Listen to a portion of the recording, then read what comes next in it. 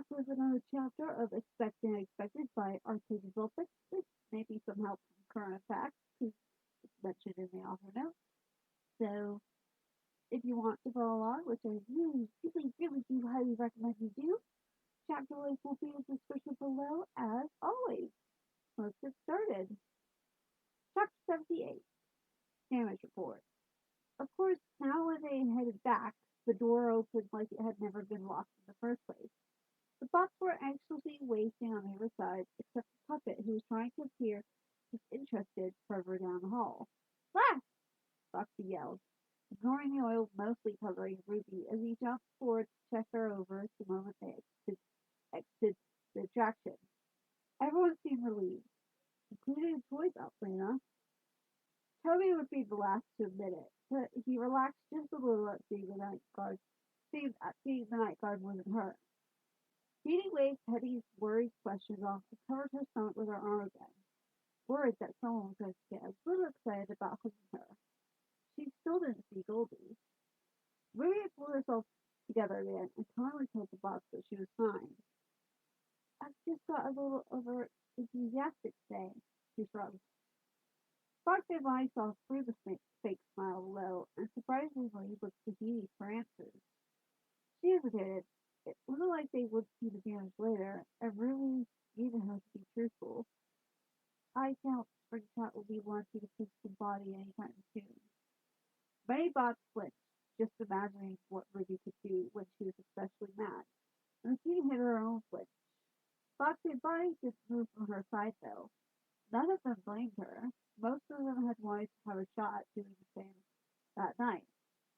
"Do you need help getting in here?" Bonnie asked softly. The originals were no strangers to damaged spots, so wouldn't react as badly to it as the toys might. Jerry paused, glancing at Edie and Ruby for a cue. Ruby flashed him a tense look, glancing at Bonnie worriedly, but it was brief. Edie seemed unsure, but nodded, so he gestured for Bonnie to follow him. He cast a short glare at Edie. "Take your medicine before I get back, but don't do anything stupid. Let them help you set up your tools and stuff." He looked insulted.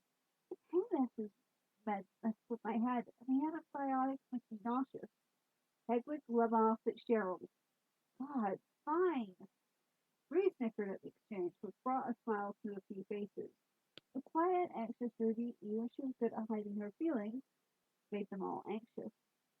The toys, of course, took this entire conversation to mean help you do literally everything. The toys, of course, took this entire conversation to mean help Dee do literally everything, and help get her tools, set up the table, and fetch any parts she might need. Meanwhile, the originals helped Ruby clean up. It helped them all relax when she was clean of oil. She was probably going to have to bend the clothes, though.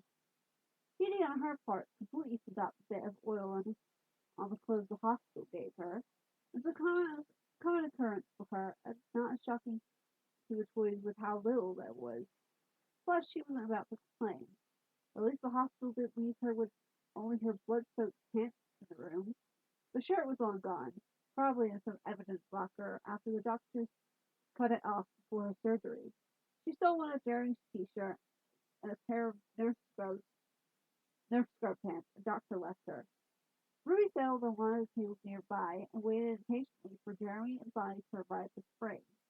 Anyone who looked at her could tell that she was nervous over whether Edie would be able to repair the damage. Freddie glanced between the girls before talking. "Do we need a heads up before they arrive?" he asked gently. He was mostly asking for the toys. The originals had gone through a lot of physical damage themselves, and they had often helped each other. The toys hadn't been exposed to much beyond Mangle. Teddy and Toby shared a glance while Mangle stared with blank expectancy. She looked nervous and distracted herself by whispering to Dee. Ruby hesitated, wondering how she would explain that she run the bot through with the same pipe that the killer had used on Dee. Dee pursed her lips, puffing up her cheeks before she huffed. "Shattered legs? Shattered legs. His hand is pretty much crushed. I can't fix that, so I need to find replacement parts. Lots of oil leakage. The torso is wrecked, to put it simply." Ruby, somehow got a hold of my new best friend. That's pretty happy to be confused. My favorite husky. She winced and tussled off awkwardly at Mangle and Teddy's shocked faces. It looks worse than Mangle was. She gestured at the fox and made a face. So he is technically still in one vein. I probably have to take him out of his suit to see the end of damage. So, fair warning? Guilt flickered across Ruby's face again before she put up a blank laugh. The toys looked shocked. They couldn't imagine anything worse than Mangles while the original nodded. They'd been expecting that. Hopefully Goldie would stay away for this. Foxy looked at Ruby in expiration though. You stole the pipe from the cops, didn't ya? Yeah. The tea gave him an innocent smile. You what? Jerry said as he and Bonnie appeared in the doorway, their oil stained and torn up cargo. The man seemed to be struggling a bit from the weight and was distracted from his question as Bonnie warned him to watch the door. Careful, Rabbit said sharply. Got him, Jerry replied, adjusting so Springtrap's head did not get in the corner. He grunted. How's he supposed to be Ward? He's way heavier than I thought he'd be. They brought Spring over to a table Dee pointed out. The toys watched uncomfortably while Mangle and the originals winced in sympathy. Ruby kept her eyes averted from the box. I left him a note. She shrugged as she answered Jerry's first question. A note, Foxy deadpanned. How the heck do you get away with half the stuff you do to them? Ruby's expression darkened. Their idea of an investigation into anything involving Freddy is severely lacking. They probably won't even notice it's gone. There was anger and disappointment in her tone. Freddie moved forward to help them with Spring while Foxy tried to talk to Ruby. She was sticking to mostly nonverbal answers though. Jerry frowned, half hoping he'd get a call from Black about the missing evidence and prove Ruby wrong. However, based on the fact that the police didn't know he was involved with Freddie, and he never got a call from someone about his attack, he suspected someone might have tried to make it disappear, like Scott, if he wasn't there. It was a scary thought, one that made him stay with her overnight. He regretted showing his face at the station if his suspicion were true. Black's surprise when he found Jeremy at the hospital was concerning. Of course, that didn't mean the guy was involved, but it was weird for the police to try interviewing someone unconscious and not even find a protective detail when their suction was the victim was attacked by someone presumably still at large. Even the questions they asked Jeremy were lacking. They didn't even ask if he had any enemies or who contacted him about her state. He wouldn't be surprised if they pulled him in for questioning and tried to frame him for murder if she hadn't made it out of surgery. Something else that didn't sit well with him, though, was the fact that there was no investigation at the scene and it was already cleaned up. Ruby most likely already noticed that little detail. She was also an important witness, but she hadn't been questioned. Nothing had been done besides that hospital visit. I take it the clear case? Jeremy asked. There was a lot of blood. He didn't know them, but he said they weren't bad people despite their sketchy job.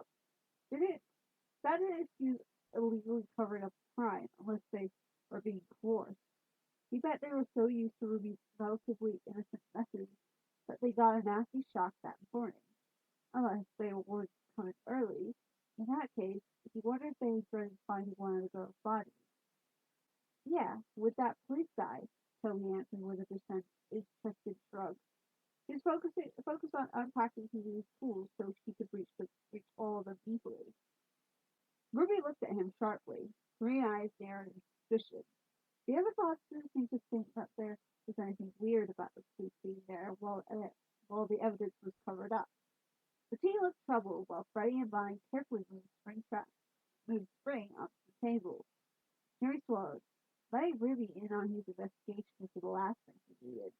He made a note to ask the boss more about it later, like what that cop looked like or if they heard her name. He hadn't told Petey about his suspicions either. Petey glanced up. An officer came with the clearance? That's not normal, guys. She scoffed. Well, can't say I'm surprised, but it can sound like though the company you got that far. Not friends of yours, I hope. She looked at her brother. Jerry frowned, glancing at Ruby as she suddenly seemed confused at Petey's words. Would they keep you aloof even though you're my brother? Do you know if there's an actual investigation at all? Dee asked, forgetting the others didn't know Jeremy was a cop or the plan to temporarily keep it from Ruby. In her defense, the payments were pretty strong and just starting to kick in. Ruby frowned as she glanced between the two. What are you talking about? How would he know what's going on? She demanded. Besides, they probably had someone impersonating cops to make it seem like they were allowed to clean the place up. It didn't sound like she completely believed her own words, though. The lack of any follow-up was bothering her. Foxy patted her shoulder comfortingly, while the other box alternated between looking at Spring and at Hebe and Jeremy. In the better lighting, the rabbit seemed even worse and still hadn't woken up. He seemed to realize her mistake and blinked, stifling a wink, stifling a wink. She shared a glance with Jeremy as she wheeled herself closer to Spring to start looking him over. I'll keep an eye on things, Jeremy said, but I haven't heard much. I'll have to get an okay from the district attorney, this precinct chief, along with my own, to officially be on your case for legal reasons. But that's not much of a problem as long as I'm not a suspect. Explain. Otherwise, Walker and Diana are going to kill me for getting any case thrown out. However, it might be better if I keep an arm's length and just pay attention to what they're doing. If anything, he wanted to add, he doubted there was going to be a case at all. Not that it would help. It was unlikely a ghost was going to get on the suspect list. He chuckled despite the sword as she inspected the pipe and spring without touching it. She knew Jeremy's brother-in-law would indeed kill Jeremy for messing up the case for him. Again. Meanwhile, Diane, one of Jeremy's friends, was calling him an idiot and threatened to get him fired. She was a sweetheart, but a terrifying lawyer. Jeremy turned to the others. I'm a police officer. A detective. That's what he means. He explained cautiously, ready for the surprise. He had an idea how Ruby would take it, but he wondered what the bots thought about the police. He was curious what sort of opinions they had about people who were supposed to catch murderers. He doubted it was positive since the police had never been the most helpful in the pizzeria situation, and they were often on the wrong end of things with all the people who had died this year, especially by the original hand. His concern wasn't for nothing, since skeptical and suspicious looks flashed across all the bots' faces. The originals especially, since they remembered the lack of help from the police, the kid's murderers, when he was a child. Ruby initially looked surprised before covering it with irritation. She reacted in anger like she always did when she wanted to hide her true feelings. Nice to find that out now, she snapped.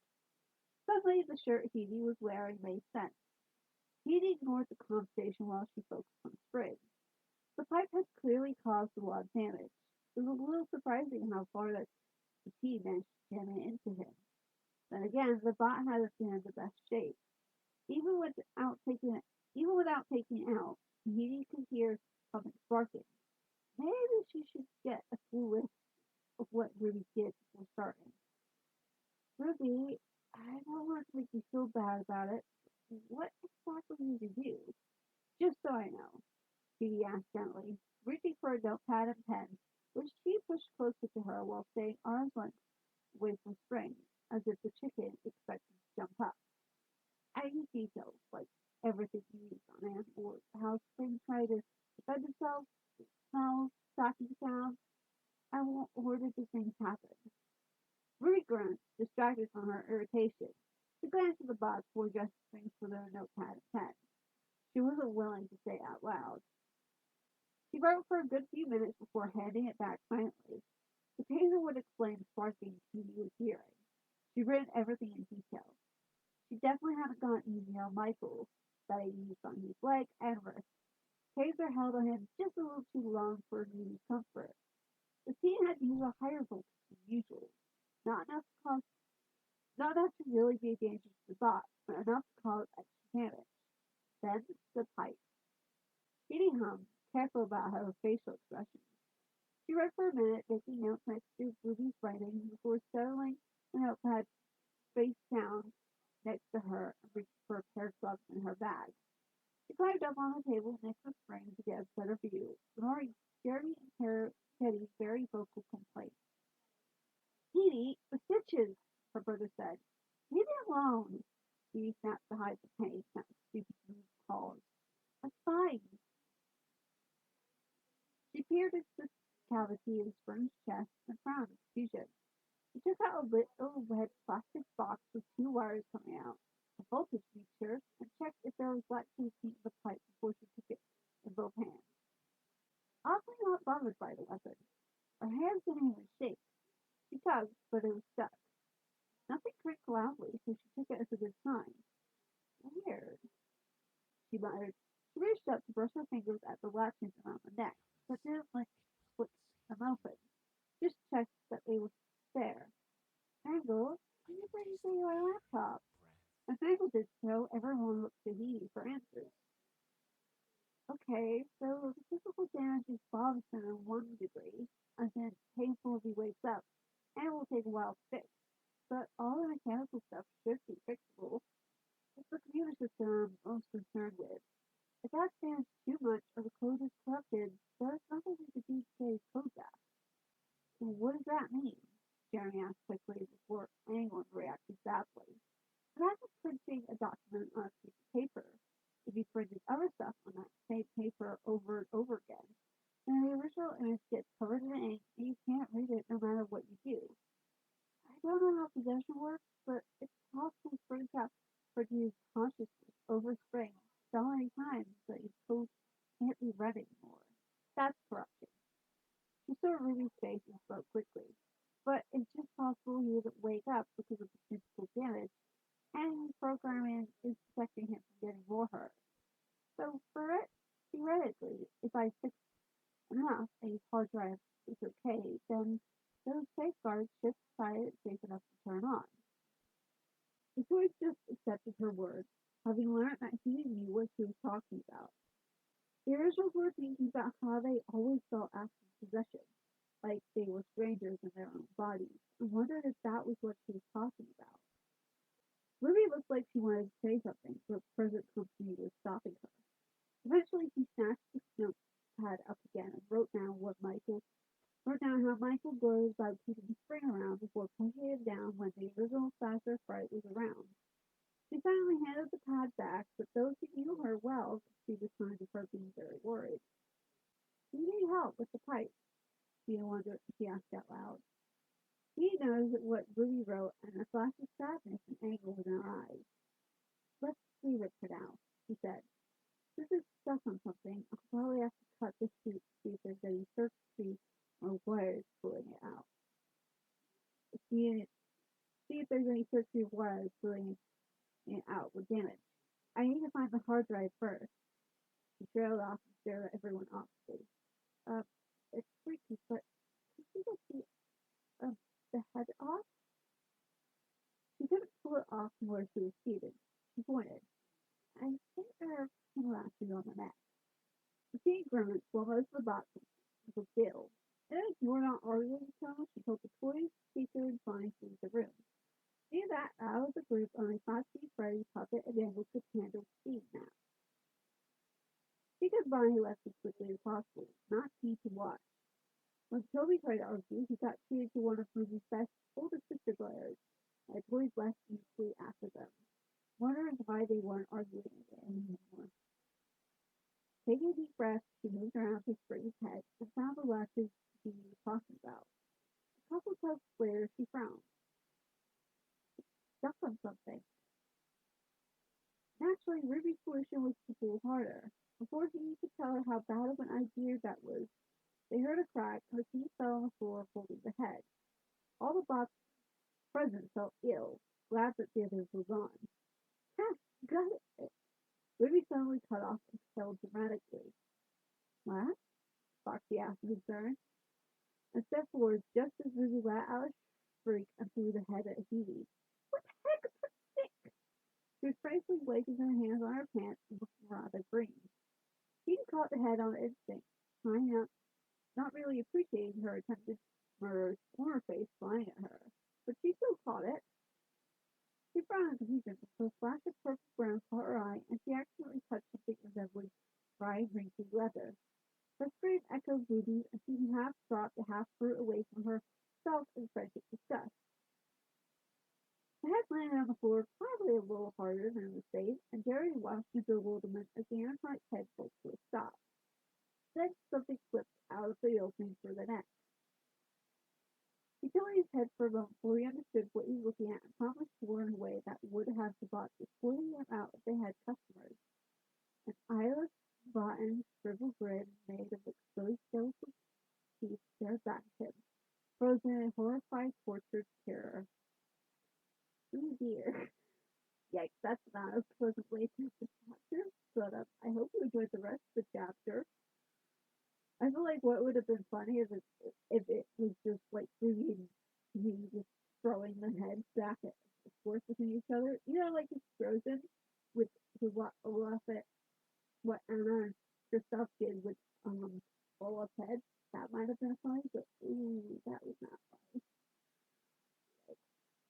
But yeah, I hope you enjoyed this chapter. If you did, leave a like. Be sure to subscribe. I'll upload videos every Friday and Saturday.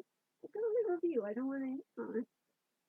So go show the author some love and all that. You don't have time if this author can't respond. So go, and I'll see you guys tomorrow with next chapter of Reading at the Vine.